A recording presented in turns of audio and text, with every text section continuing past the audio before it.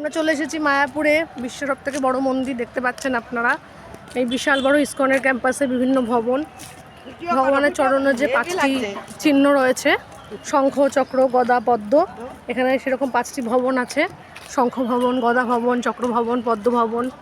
আমরা এখন মন্দিরের দিকে যাচ্ছি, যেটি পুরনো মন্দির, চন্দ্রোদয় মন্দির। খুব সুন্দর ফুলের বাগান এখানে রয়েছে। এই ফুলে আপনি হাত দেবেন না, কারণ এখানে লেখা থাকে কৃষ্ণের ফুল, হাত দিবেন না, ঠিক আছে। এই বিকালবেলা খুব সুন্দর বিভিন্ন জায়গায় জায়গায় গান কীর্তন হয়। অনেক ছোটো ছোটো দোকান আছে, আপনার প্রয়োজনীয় জিনিসপত্র কিনতে পারবেন, মানে গোপী ড্রেস, তুলসীর মালা, তিলক, ডাব। এখান থেকে আমরা মন্দিরের দিকে যাচ্ছি। প্রসাদ পাওয়া যায়, গোবিন্দাস প্রসাদ। এটা মন্দিরের দিকে যাচ্ছি আমরা। দেখুন বিভিন্ন রকম স্টল। আমরা মেইন মন্দিরের দিকে যাচ্ছি। এটা হচ্ছে একটি ভক্ত প্রশিক্ষণ কেন্দ্র। এটিও একটি ভবন, এটার নাম চক্র ভবন। এটির নাম চক্র ভবন। এই যে চক্র ছবি দেখতে পাচ্ছ, ওই ওটা হচ্ছে পদ্ম ভবন। দেখো পদ্ম ছবি, গায়ে দেখো পদ্ম লেখা। এখানে বিভিন্ন রকম পরিক্রমা হচ্ছে এখন, যেহেতু দোলযাত্রা আসছে তাই জন্য 9 দিন ধরে পরিক্রমা। নবদ্বীপ, 9টি যেহেতু দ্বীপ।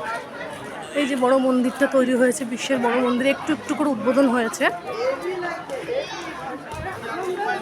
প্রভুপাদ যিনি মন্দিরটি স্থাপন করেছিলেন। এই বড় মন্দিরটি দেখার জন্য বিশ্বের প্রান্ত প্রান্ত থেকে লোক চলে আসে।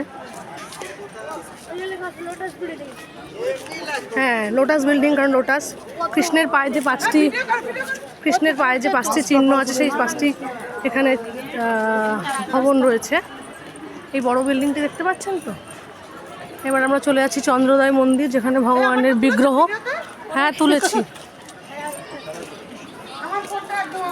12টা। এই যে শঙ্খ ভবন দেখতে পাচ্ছেন, শঙ্খ চিহ্নিত শঙ্খ ভবন। মানে শঙ্খ, চক্র আর পদ্মটা দেখে ফেললেন। আর ওই দিকে ছিল গদা ভবন। সেই গদা ভবনে প্রসাদ পাওয়া যায়, খুবই উন্নত মানের, 150 টাকা করে দাম নেয়। না, আমার ফোনটাতে ফটো তুলতে কয়েকটা নে, তোল স্ন্যাপ তোল।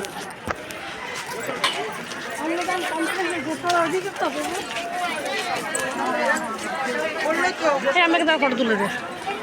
ঠিক আছে, আমরা ভগবানকে যখন দর্শন করাবো তখন যদি বাড়ি তুলবো।